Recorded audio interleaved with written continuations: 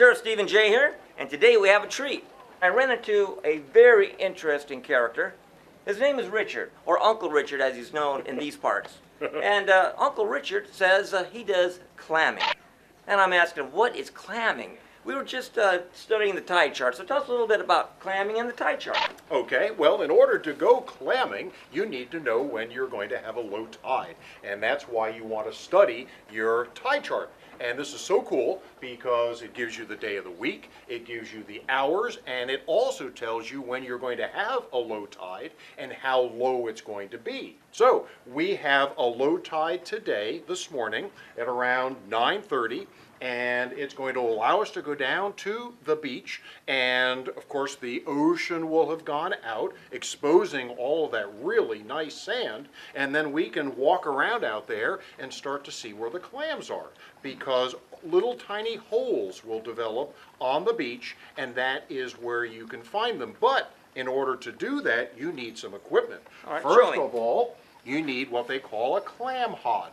And a clam hod is where you put the clams, once you've gotten them, and you'll notice there are holes in it. And then in order to get the sand off the clams, what you need to do is to go and then take this and dunk it in the water. But in order to be able to get the clams, you need something else. And this is it's a cultivator, but it also is great for digging up clams. So once you found that hole, then you very carefully go and dig around that hole, and you can bring up a clam, which I'm hopeful we will be doing later on this morning as the tide goes out.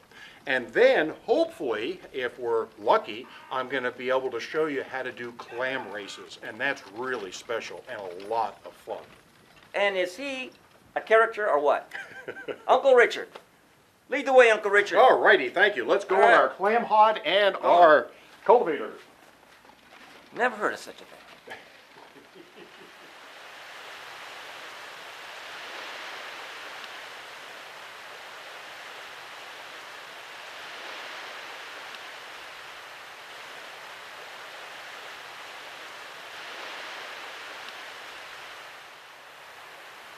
Howdy, folks. As you can see, Richard's gone off and he's clamming. That is a hole where there is a clam. And as I'm walking around on the beach, the clams below the surface of the sand can feel the vibration. They then squirt out some water, and that's what causes that little dent.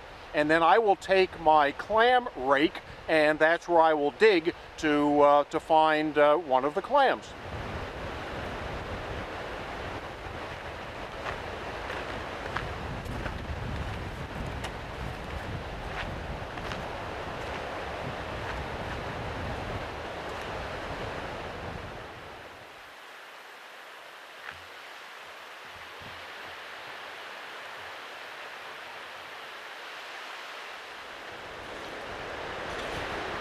Oh, Uncle Richard, I finally made it out here. Well, I'm glad. We were missing you. Well, how are we doing here with the clamming? Well, as you can see, we're making great headway. We've been able to come up with quite a number of clams. It's good to be able to do this, especially on such a beautiful day. Yeah, I noticed the wind's kicking up. Well, that's nice. It keeps the bugs away. Hey, I like that. Yes, we do too. So, I noticed you have the clams lined up now. Are they getting ready for the races? Absolutely. We've got them all lined up here, and we'll just give them a little bit of peace and quiet. And then, as I've explained to you, they open up, and out comes that little foot, and they dig a little hole, and then they just go ahead and disappear. Well, while we're waiting for them to have some type of activity, can you tell me what the seagulls around here are doing? Well, it's, as you can see, low tide, and seagulls have to eat too, and believe it or not, seagulls like to go clamming. And they'll go and they'll dig up a clam, and then you got to really watch yourself because they fly way up high and they drop the clam so that when it hits the ground it breaks open so they can get into the clamshell and eat the clam. So basically that's what that seagull is doing out there right now. Absolutely. He's taking it up in the air, he's had it come down, it's broken, and he's having his lunch. Well, that is very curious. It is very curious. I find this whole clamming thing very curious. Well, it's a lot of fun.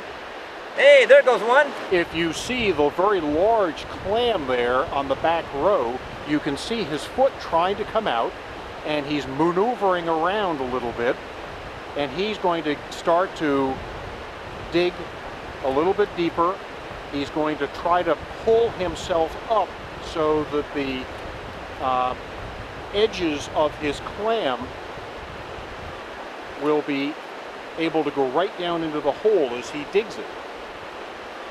You can see how he's wiggling around trying to get his foot down deeper and deeper into the sand.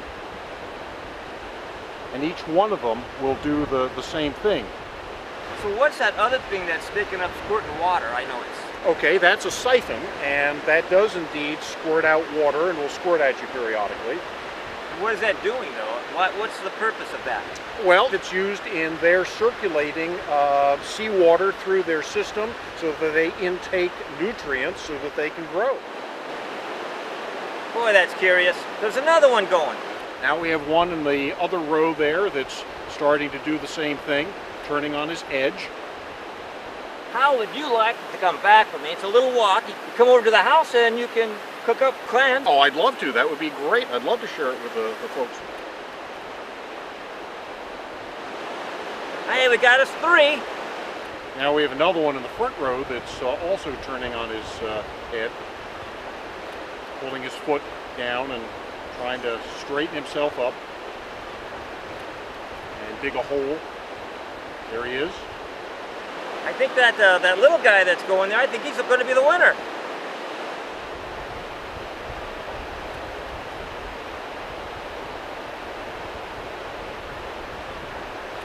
On the left there, I think is getting ready to start to do something because he just spit some water out of his siphon.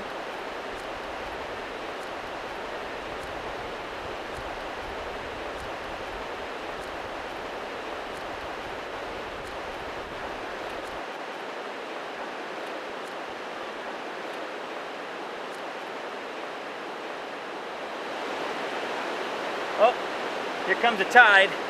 This is going to be it. Just a tiny little piece of the shell still showing. And that's it.